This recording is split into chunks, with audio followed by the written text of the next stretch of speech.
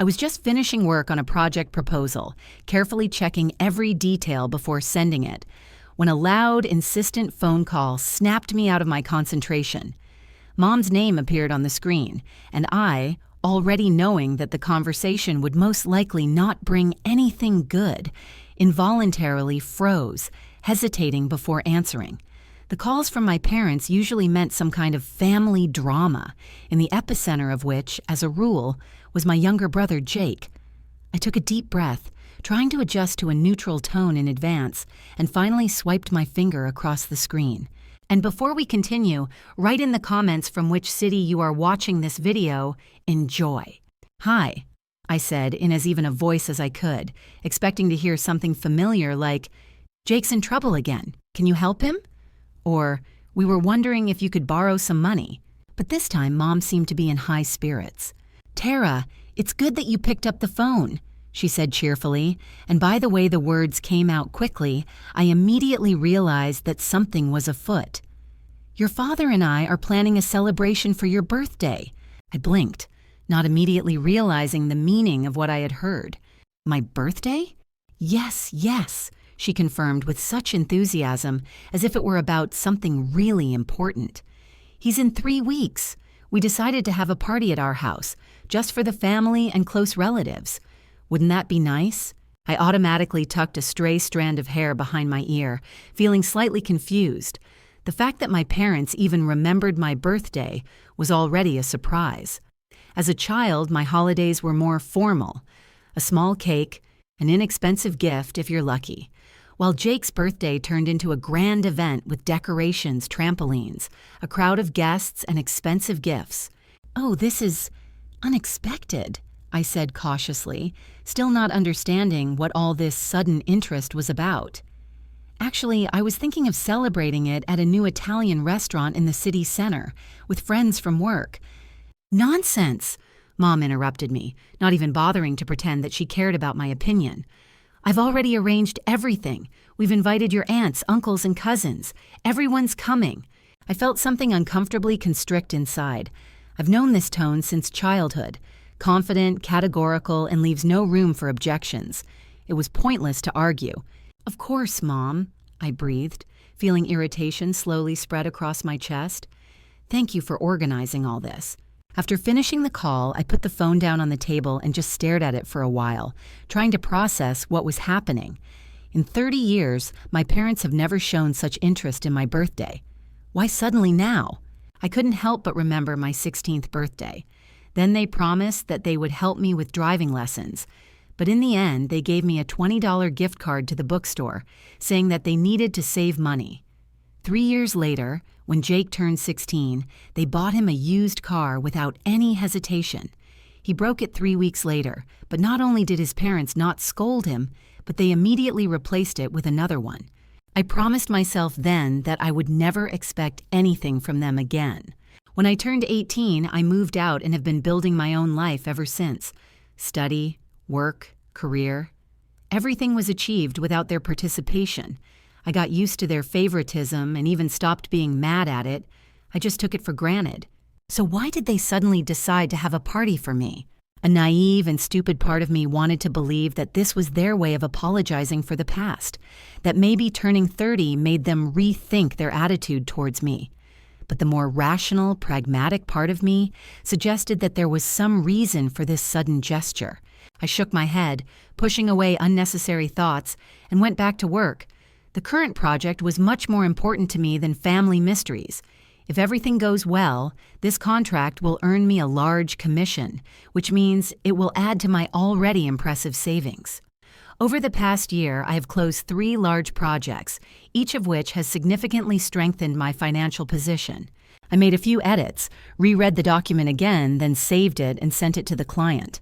The job was finished. And yet, even putting the laptop aside, I couldn't get rid of the strange feeling. Something was wrong. I was sitting at the table, carefully cutting a piece of lasagna on a fork, but the food wasn't really bothering me. I was trying to sort out the chaotic stream of thoughts that had been rapidly filling my head since I entered my parents' house. The atmosphere in the living room was almost festive. Relatives were smiling, talking animatedly, remembering past years. Someone was telling stories that I had already heard dozens of times. Someone was vying to share news about their children, repairs, pets, and work. Everything seemed to be going as it should at a family dinner, and yet I couldn't help feeling that there was something more behind this ostentatious idyll. I caught Aunt Lisa's attentive gaze on me.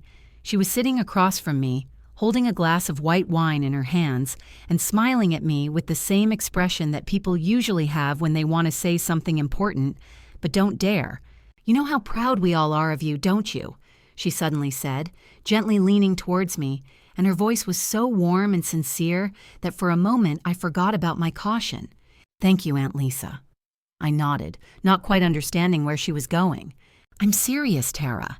She put the glass down on the table, steepled her fingers, and continued, "You've achieved so much on your own, without anyone's help.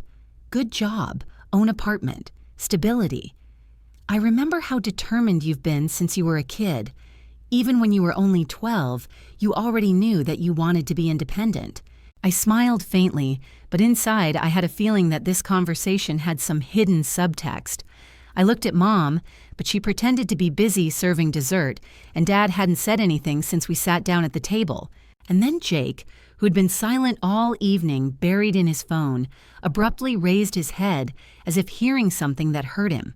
"Independent," he repeated with a wry smile, looking up from the screen. I would never have thought that someone could say that about Tara. There was an awkward silence in the room for a second. "What do you mean?" I raised my eyebrows, trying to speak calmly, although irritation was already beginning to boil inside. Jake lazily leaned back in his chair and twirled his expensive phone in his fingers.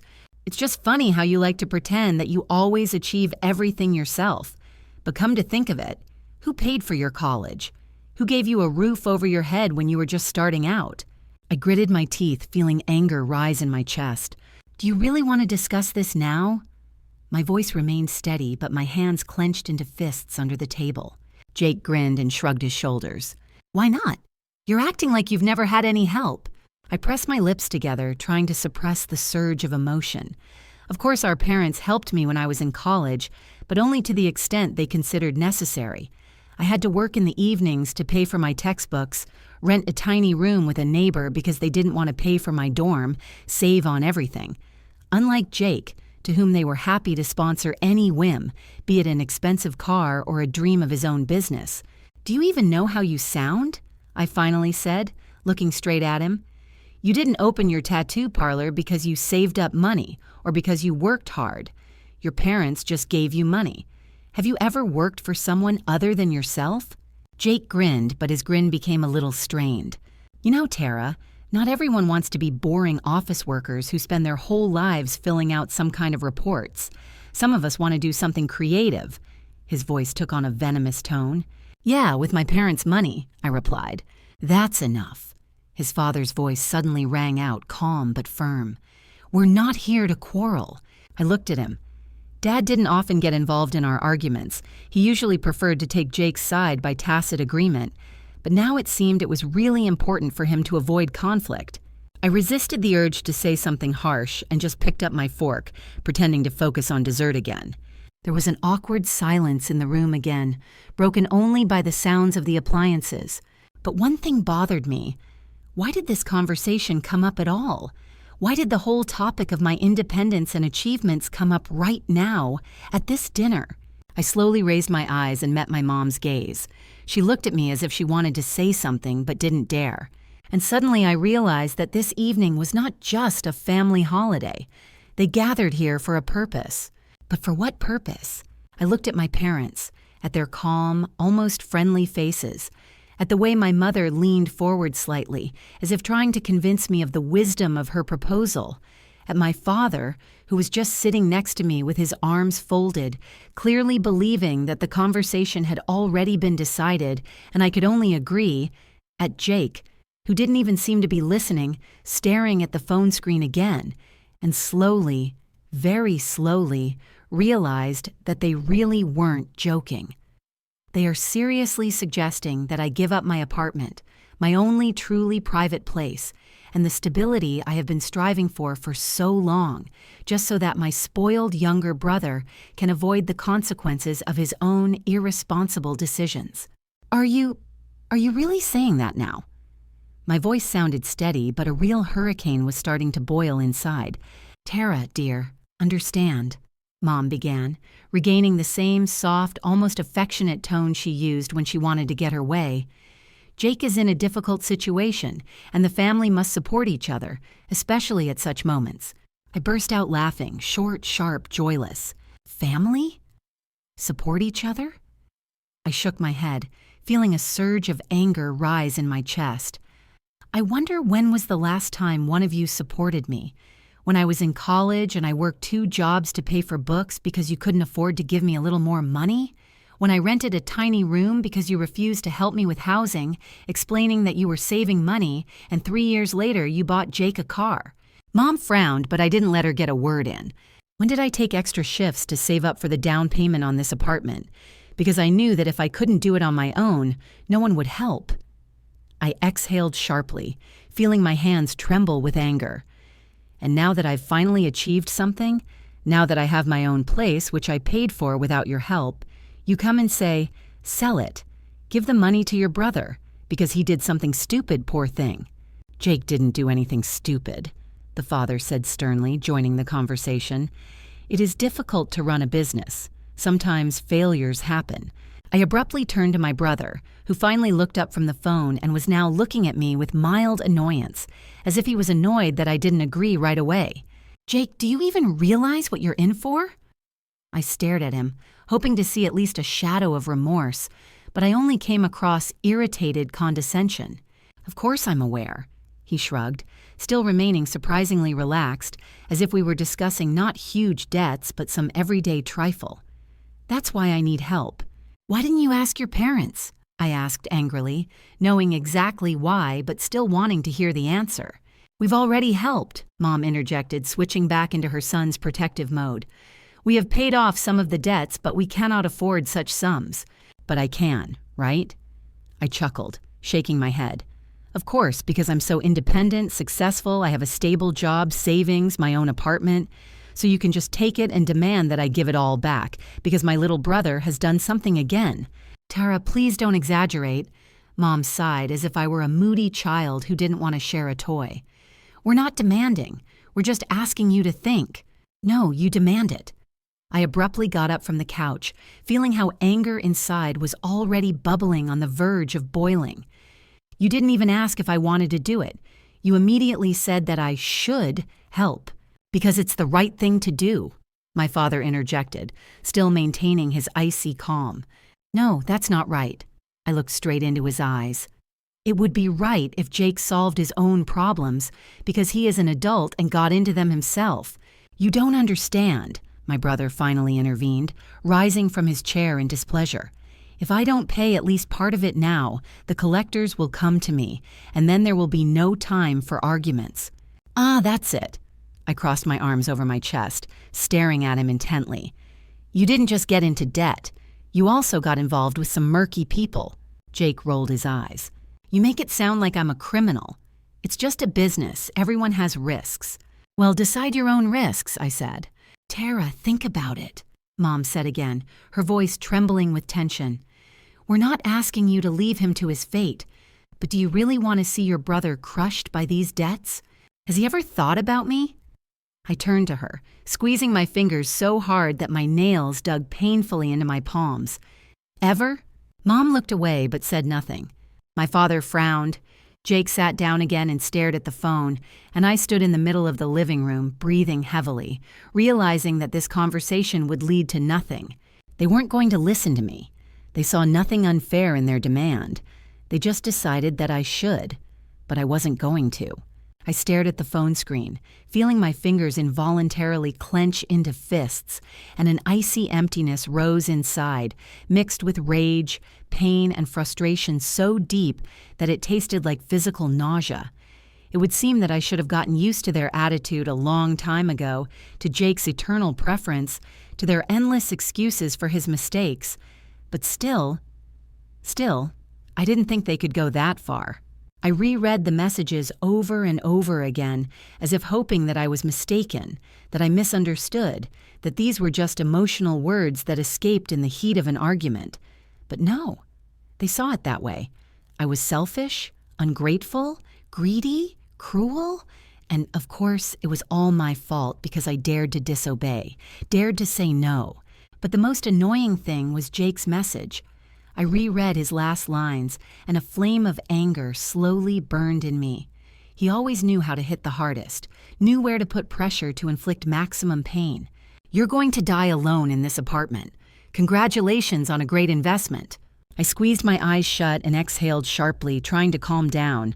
To feel offended now is to let him win. So he got his way, so I let him make me doubt myself again. The hell with it. I put my phone on the bedside table, not answering any messages, and got up from the couch, heading to the bathroom. I needed to clear my head, to wash away this conversation, these looks, these words. When I turned on the water and put my hands under the jets, the coolness brought me to my senses a little, but my thoughts were still racing erratically in my head. Everything that had happened in the past few hours seemed both a nightmare and a predictable scenario. They showed their true colors, not the ones that were hidden behind their smiles, gifts, and family dinners, but the ones that had always been there. But I hadn't wanted to see them for too long. And the worst part wasn't even that they were demanding that I give up my own house for Jake. The worst thing was how easily and quickly they abandoned me, as if I was not their daughter, not a member of their family, but just an obstacle that prevents them from continuing to live the way they used to. "You don't deserve to be a part of this family." I swallowed convulsively, closing my eyes, and then suddenly I felt better. These words, uttered by my mother in a fit of anger, which at that moment seemed like betrayal to me, suddenly took on a completely different meaning. I really wasn't a part of that family. Not in the sense that I didn't belong to them by blood, but in the sense that I was always a stranger in this house, in their world, in their value system.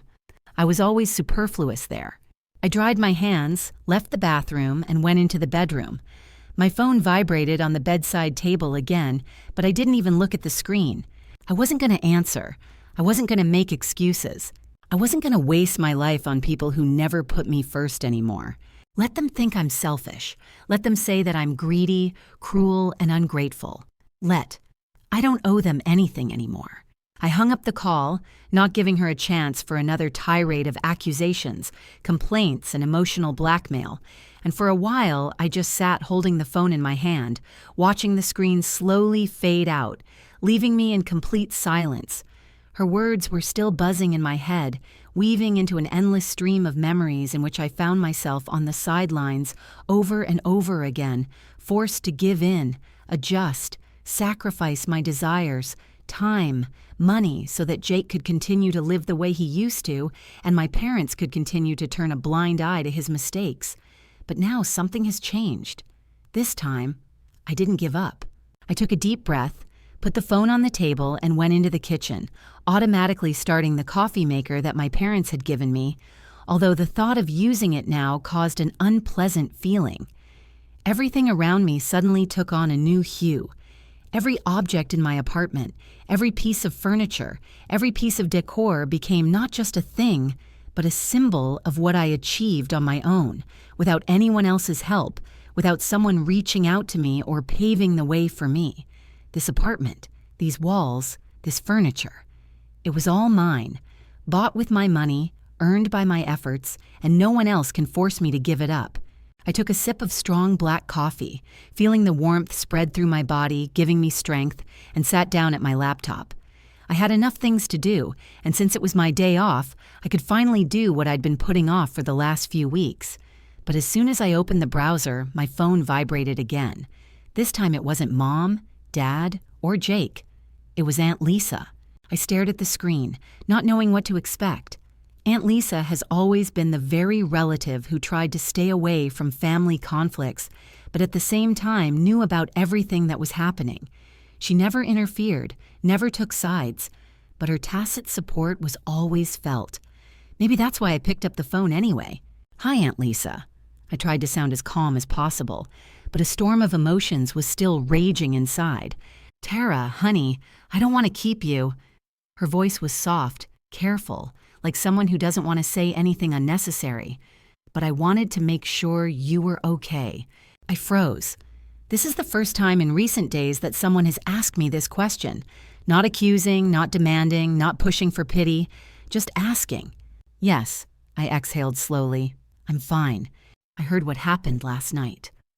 Aunt Lisa sighed, and there was something like disappointment in her voice. Your mom called me this morning, trying to convince me to talk to you. I tightened my fingers around the mug but said nothing, waiting for her to say next. I'm not going to tell you what to do, Tara, she continued after a short pause. But you shouldn't feel guilty for choosing yourself. These words suddenly caused a lump in my throat. Thank you, I breathed, trying to keep my emotions under control. I know what it's like, she continued, and there was a weariness in her voice, some kind of lingering pain. I went through that with your grandparents once, too. It's always been like this in our family. One child is a star, the other is a shadow. I've seen it happen to you and Jake, but I didn't want to get involved. Now I regret it. I slowly closed my eyes. It seems to me that if I put an end to it now, I will never be a part of this family again, I confessed, finally voicing what had been spinning in my head since last night. Maybe so, Aunt Lisa replied calmly, but is it really a family if you are not respected in it? I didn't know what to say. We talked a little more, but soon I said goodbye, feeling that I needed to be alone for a while. After turning off the call, I put the phone on the table and closed my eyes, leaning my forehead against my palm. She was right. I thought I was losing my family, but the truth was, I never had one. Or rather, she existed, but only for Jake. I was in it only as long as I played by the rules, as long as I was comfortable, obedient, and compliant. As soon as I said no, they crossed me out. But, contrary to expectations, it did not bring pain. On the contrary, it brought freedom. I took another sip of coffee, put the mug aside, and taking a deep breath, opened my laptop. I had a lot of things ahead of me. I took a deep breath as I exited the elevator, trying to stay calm even when my stomach was clenching with tension. My parents turned to me at the same time, and relief flashed in my mother's eyes, as if she really believed that I would change my mind and give up everything to become the comfortable, easygoing daughter they used to see me as. My father, as always, maintained his outward composure, but under his habitual mask, I detected notes of fatigue, irritation, and something else, perhaps anger, because I dared to go against their expectations. Tara, finally. Mom's voice was shaky, cracked, as if she was about to burst into tears, but I knew her tricks too well to succumb to this naive performance. We tried to contact you, but you blocked us everywhere. Because I don't want to talk to you, I replied calmly, crossing my arms over my chest, showing by my whole appearance that this meeting was just a formality for me, and not a sign of weakness. We need to talk, my father intervened, and there was a commanding note in his voice that I had been used to since childhood. He always believed that all he had to do was tell me what to do, and I would obey without question. You have 5 minutes. I glanced at my watch, then met their eyes again. Go ahead. My mother sobbed and took my father's hand, as if seeking his support. Tara, dear, please understand. Her voice was so soft as if she was talking to a moody child. We were upset. We said a lot of unnecessary things, but you know that we love you. We just wanted you to help your brother, and you took it so radically. I couldn't help but grin. Radically. Is it radical to refuse to sell your own apartment for the sake of a man who irresponsibly squandered other people's money? Interesting logic. Mom frowned and Dad pursed his lips in displeasure. Are you really going to give up your family so easily? He muttered, his voice low and strained. You gave up on me, I retorted, looking straight into his cold eyes. You're the one who said I'm not your daughter anymore. You forced us to say this. Mom took a step toward me, but I didn't move. You've always been so stubborn, Tara. But family is more than just money and real estate. It's funny that you only remembered this when I refused to give them to you. My voice was calm, but everything was boiling inside. His father sighed in exasperation, as if this conversation was tiring him more than the whole situation they had created themselves. Look, let's at least discuss helping Jake. You don't have to sell the apartment, but maybe you could take out a loan. We will help with the payments, of course. I closed my eyes for a second, mustering all my willpower not to scream. They really didn't see anything abnormal about it. They really believed that their demands were just. No, I said flatly. I won't take a loan. I won't give back my money. I won't help you with a single penny anymore. Mom froze, and then her face contorted in a mixture of disappointment and anger. Are you really that selfish? Her voice was shaking, but now not from tears, but from rage. After all we've done for you? And what exactly did you do for me? I asked coldly. Seriously, Mom, tell me. What exactly did you do for me, besides considering me secondary next to Jake? The father stepped forward. His voice became harsh, almost threatening. We gave you life. We raised you. We fed you, clothed you, paid for your education. Oh yes, how could I forget? I tilted my head to one side, feigning thoughtfulness. True, I had to work in the evenings to pay for my textbooks, and the dorm couldn't afford me. But they bought Jake a car for his 16th birthday, right? The father blushed but did not answer. You don't understand, Mom exclaimed, her voice now filled with real rage. Family is about support. It's about sacrifice. It's about helping each other, and you're acting like a stranger. I looked at her for a long moment. Have you ever sacrificed anything for me? She opened her mouth to say something, but then snapped it shut because she didn't have an answer. That's the whole answer, I shrugged. I am a stranger to you just as much as you are strangers to me. Mom gasped, and Dad grimaced as if I'd stabbed him in the heart, but I didn't care. The conversation is over. I looked at the guard who was closely following our conversation from the next corner of the hall. Sam, can you walk them out? Of course, Miss Mitchell, he replied calmly, taking a step forward. Tara, you're making a huge mistake, my father muttered, but I had already turned away, heading back to the elevator. Let's see, I said over my shoulder, not even looking back. When the elevator doors closed, I exhaled, feeling the huge burden that had been weighing on me for years slowly slip off my shoulders. Mr. and Mrs. Mitchell. His voice was flat and professional, but there was an underlying threat in it that I'd heard before when he represented our company in particularly difficult negotiations. He calmly opened the leather folder and glanced briefly at the notes he had probably already made on my situation. As far as I understand, my client has repeatedly asked you to stop contacting her, but you continue to harass her, threaten her, and try to force her into financial obligations that she does not have to you. Mom took a deep breath and looked at her father, but he just clenched his jaw even harder, not finding what to say. This is some kind of misunderstanding. Mom tried to smile, but her voice was shaking. We are just a family that is going through difficult times. We came to talk to our daughter to settle everything. This doesn't look like an attempt to settle everything, Mrs. Mitchell. Mark calmly closed the folder and crossed his arms over his chest, watching them closely. According to Ms. Mitchell's testimony, which she has already documented in our legal department, you and your son have repeatedly sent her abusive messages, tried to psychologically pressure her, demanded a large sum of money from her, threatened her safety, and now openly stated that you are going to continue harassment. Mom paled and Dad straightened up as if preparing for a verbal attack, but Mark didn't give them a chance to speak.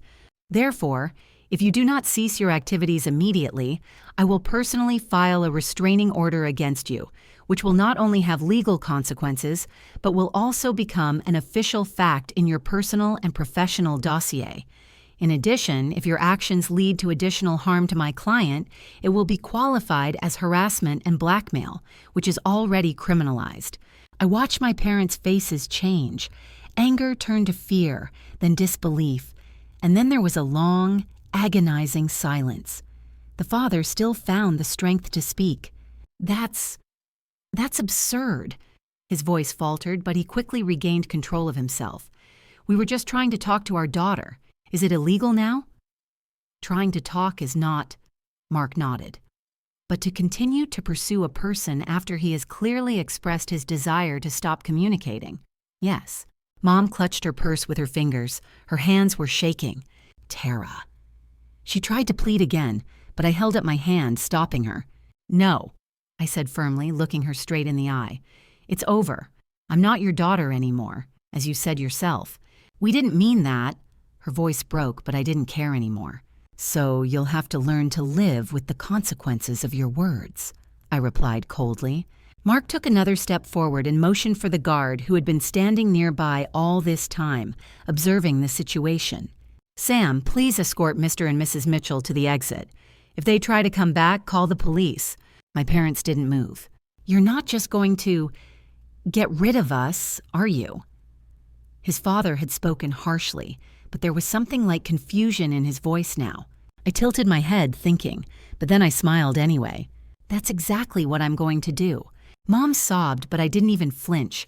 I watched them slowly turn around and, silently followed by the guards, walk to the exit as my mother stealthily wiped her eyes, and my father, tense and collected, no longer tried to say anything. Jake wasn't with them, probably too lazy to even pretend to care about family ties. When the doors closed behind them, I felt incredibly relieved. It was like taking a long-awaited deep breath after diving underwater for too long. I turned to Mark, who was watching me intently. Are you sure? What is it? He asked softly, without judgment, without pressure. I nodded. Yes. He pulled a business card from the inside pocket of his jacket and handed it to me, in case they try something else. I took the card, squeezed it in my fingers, and smiled. Thanks, Mark. He nodded, looked at me appraisingly once more, as if making sure that I could really handle it, then turned around and headed for the exit. I exhaled and went back up to my office, feeling like I was truly in control of my life for the first time in years. I took a deep breath, filling my lungs with the cool morning air soaked in the freshness of autumn, and slowly ran my fingers over the body of my camera, feeling its pleasant weight in my hands. I looked at the camera, arranging the frame. An elderly couple by the pond, an old man carefully stretches out his hand with breadcrumbs, and his wife laughs, watching as small ducks hurriedly swim closer, snatching treats. There was something warm, simple, and real in that moment, something I had missed so much for many years. I pressed the button, locking in for a moment, and then took a step back, looking around. The city park where I now came every Saturday became my personal refuge, a place where I could just be myself without thinking about debts, blackmail, demands, and guilt, which had been my eternal companion for so long. Now he was gone. Instead, there was silence filled with the rustle of leaves, the laughter of children, and random snatches of conversation from passers-by. And for the first time in many years, I felt calm in this silence. My phone vibrated, flashing a short message from Rachel on the screen. "Tickets are booked. In a month, the ocean, wine, and no stress." I smiled, feeling a joyful anticipation rising inside. This trip was another thing I did for myself, another step towards a life where I made my own decisions. I remembered how I had always postponed such things before, explaining it to lack of time, work, and family obligations. Now there were no more excuses. I typed back, "I can't wait, it's going to be amazing." She sent a message and raised the camera again, watching the world through the lens. It's been a week since that last meeting with my parents at the office, and over the past few days, I've realized how much easier it has become to breathe when there's no constant pressure in my life anymore, when I don't feel obligated to sacrifice myself for people who never did it for me. I didn't feel angry. I didn't even feel relief, just a calm understanding that everything had turned out the way it should have. Aunt Lisa turned out to be right. The bank had indeed confiscated my parents' car because they couldn't afford the payments without my monthly help. Jake had to sell his Porsche, but even that wasn't enough to cover all his debts, so he returned to his parents' house, where, apparently, he now lived in completely different conditions, no longer being the golden child who was pampered and protected from the consequences of his own decisions. I didn't feel any malice or sympathy. It was just a life that finally started to put everything in its place. I turned around and headed down the parkway, watching the wind sway the treetops as the sun's rays break through the crowns, creating beautiful patterns of light and shadow on the asphalt. It all seemed so simple, so natural, but at the same time, so important. Previously, it seemed to me that freedom was something huge, something difficult, something that needed to be achieved for years. But now I realize that it consisted of small things: the ability to say no, confidence in my own decisions, the ability to spend my money, my time. Spend your life on what brings joy, not on what others dictate. I turned into a cafe at the entrance to the park, ordered a cappuccino, and sat at a table by the window, watching the stream of people. A group of students was laughing nearby. An elderly woman was peacefully reading a book at a distant table, and a man was flipping through the news on his phone at the bar. They all lived their own lives, and at that moment I felt like I was a part of this world and not stuck in the endless drama that had been imposed on me for so many years. My phone vibrated again. This time it was a notification from my banking app. Another bonus for a successfully completed project was credited to my account. I grinned, remembering how in the past every additional income caused me anxiety. Not because the money was superfluous, but because I knew that at any moment I could receive a call from my parents with another request for help. Now this bonus belonged only to me, and I no longer had to explain to anyone how I was going to spend it. I opened my notes on my phone and quickly jotted down a shopping list for the trip: a new swimsuit, comfortable sandals for walking, and a few books for the road. All this was my choice, my little joy, a part of the life that I was finally building according to my own rules. I took a sip of coffee, enjoying its taste, and at that moment I realized that for the first time in many years, I was not thinking about the past, not worrying about the future, but just living in the present. And it was perfect.